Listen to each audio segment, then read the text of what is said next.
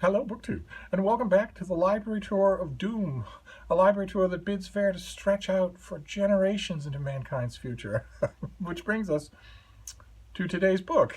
It's a Star Trek novel. It's Ship of the Line by Diane Carey. A Next Generation novel by the author I've long said on this channel I consider to be the best Star Trek novelist of them all. And those of you who are eagle-eyed are going to recognize that face. That is Kelsey Grammer, who, even if you're not a Star Trek fan, you'll not recognize him from Cheers or Frasier. And he fulfilled a bucket list item by appearing on Star Trek, The Next Generation, in one episode in which Captain Picard's Enterprise in the 24th century is caught in a causality time loop. And they spend the whole episode trying to get out of it and finally do. And at the very end, the last minute of the show, they almost collide with the starship, the Bozeman, the USS Bozeman, commanded by Captain Morgan Bateson, played by Kelsey Grammer, and realize that the Bozeman has also been caught up in the causality loop, and that Captain Bateson and his crew have been thrown forward in time 70 years. And in the episode, we see Captain Picard ask Captain Bateson, "Do you know what year this is?" But we don't see the following scene. The inevitable other scene is when Captain Bateson beams over to the Enterprise and gets told that he and his crew are stranded, that everyone they knew is either dead or very old, and that they've been gone all this time, missing, presumed dead. A horrible, tragic sentence that Picard has to pass on Bateson and his crew.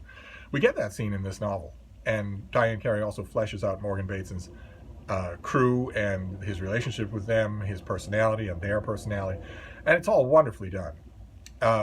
Because due to a quirk in Starfleet regulations, Captain Bateson was never declared inactive, so he has amassed a century of seniority. He has by far the most seniority of any starship captain.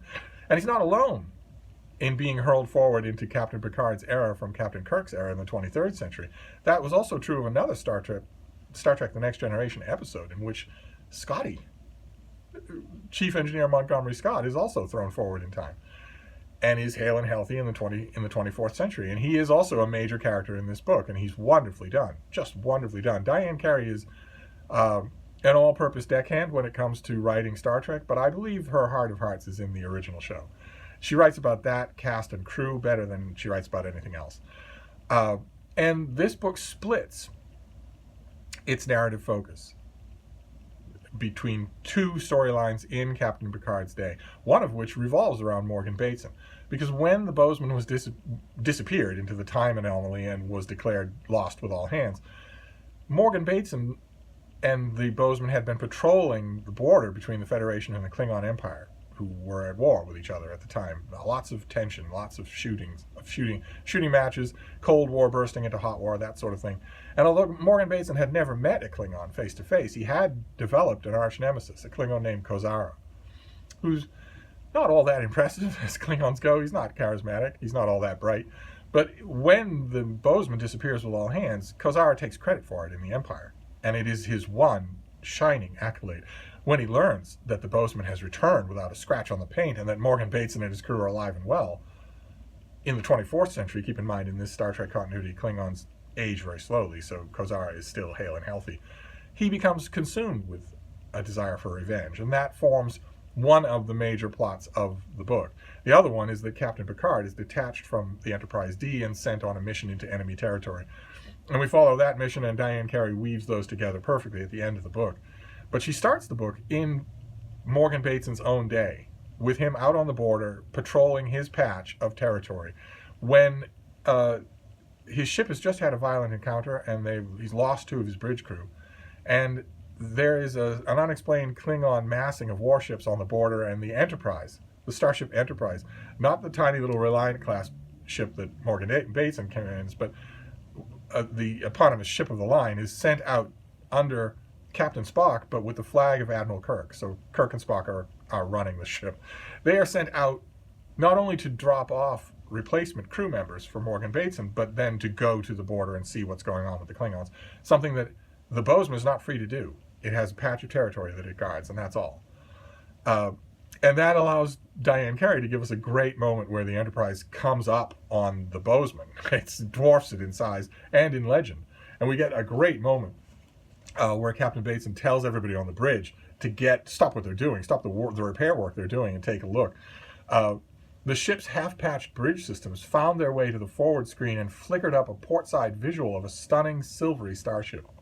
The famous Enterprise was on final approach. Holy Jerusalem, the first officer gasped. The starship had come up almost abeam already. What a sight, Captain Bateson cried out, laughing with a boyish cheer. Look at her. Everybody turn and have a look at the Enterprise. Stand up and take a look at a ship of the line. No one turned him down on that one. All over the bridge, heads twisted, including the 4 ensigns who until now had been sprawled on the deck with their heads in the trunks. Yes, there she was, refitted and strong as an ox. The USS Enterprise hovered off their port quarter. The original of her kind, this massive starship, had recently returned from her second 5-year mission under the command of James T. Kirk, the shipmaster who had piloted her to fame. And we meet Captain Spock and an older and wiser Captain Kirk, just briefly, while they're dropping off crew members. But that's not the last we see of them. Because while the plot is happening with Commander Riker and Captain Scott and Captain Bateson and the Klingon Kozara, we also follow Captain Picard. And on his way to his mission, he indulges in training hologram programs. So not holo novels, but rather programs that were made with the active participant of the people involved, if they were still alive, as training modules, so that a viewer can enter into the drama as a non-involved character and ask questions of the people in the drama. Can't change history, can't change the outcome of anything, but can learn a lot. And that's what Captain Picard does. On his way to his own mission, he does that. He calls up some of these programs, one of which involves the original Star Trek episode Balance of Terror, where Kirk and the Enterprise deal with a marauding Romulan warship that looks like it's trying to break a very fragile, generations-old piece, destroys a starbase, and has a powerful new weapon, and Kirk and that Romulan commander engage in an intense duel throughout that whole episode. It's terrific. If you haven't seen Balance of Terror, it's terrific Star Trek, terrific vintage original Star Trek. And Diane Carey in this book, by having Captain Picard enter into those scenes, comes the closest that we've ever come to a dream of mine with Star Trek, which is to enlist science fiction author volunteers, there'd be plenty of them, to write a novel for each of those original episodes, instead of the rather shoddy write-ups that James Blish gave them 50 years ago, when he often hadn't seen the episode in question. He often was just working off studio scripts, and under a crushing deadline, and with far less writing talent than Diane Carey. I would love it if people did this. This is the closest that we've come. And there's a great moment where Picard is watching a scene from that episode. Our original Star Trek fans will know the scene. They too have watched it. But Picard is involved in it, where Captain Kirk is trying to decide what to do. He's trying to decide whether to engage with the Romulan, risk breaking a treaty and plunging the Federation into war, or ignore and just report the aggression. Do we violate the treaty, Captain? McCoy instantly asked. Dr. McCoy is obviously on the bridge, as he always was, a thing that mystifies Picard at first. They did, Doctor. They did, Spock declared as he came up behind Kirk and McCoy. He seemed unashamedly hostile. And nobody seemed surprised either. Did this instant electricity go on all the time? Original Star Trek fans are nodding. Yes, it did. Picard was suddenly aware of a power play of physical positioning. The captain in his chair, looking forward, thinking about a dozen things at once. The doctor at his side, both hands on the command chair's arm, and Spock behind them, like a haunting conscience. How poignant the crackling energy among these 3 men. The captain let his officers do the arguing, yet he was still the center of attention. Once inside, they can claim we did, McCoy said. A setup. They want war, we furnish the provocation. We're still on our side, Captain, Spock said. Kirk didn't like what he was about to say, but there was no hesitation when he said it. Let's get them while we are.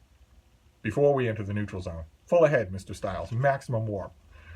McCoy now left the captain's side, and Spock stepped down to replace him. The body language was clear. Spock had prevailed in his relentless belief that aggression was today's way. Clearly, that hadn't been what McCoy wanted. Spock had prevailed and now took the coveted place at the captain's side. Somehow, they all silently just did that, and Picard got the feeling that conversation was still going on in McCoy's mind and Spock's mind. There was a lot of dialogue happening on this bridge, most of it without words. And that is just terrific. We get page after page of that sort of thing, and it's absolutely true.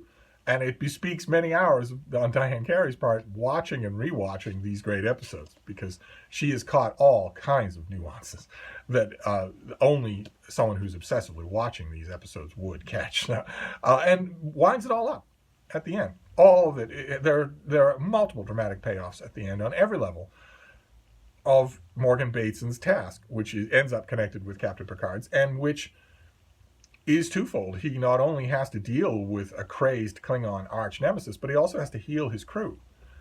And it's all done wonderfully. So your book today in the Library Tour of Doom is a Star Trek novel. Now, it's not, because it's a Star Trek novel, it's hard to make a general recommendation. Sometimes you can do that. Judith and Gar Reese-Stevens, their Star Trek book Federation, I think could probably be read by anybody as a science fiction novel.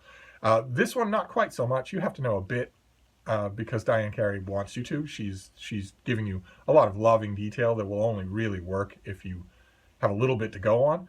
I always find it difficult to imagine a reader who doesn't have that little bit to go on. You either grew up with the original Star Trek or you grew up with Star Trek The Next Generation. You're going to have enough of that, I think, to read and enjoy this. And if you have that little bit, Diane Carey will do the rest, because she's a terrific storyteller, just terrific. So that is your book for today in the Library Tour of Doom. And who knows what tomorrow will bring. These are the voyages. We shall see. Thank you, Book 2.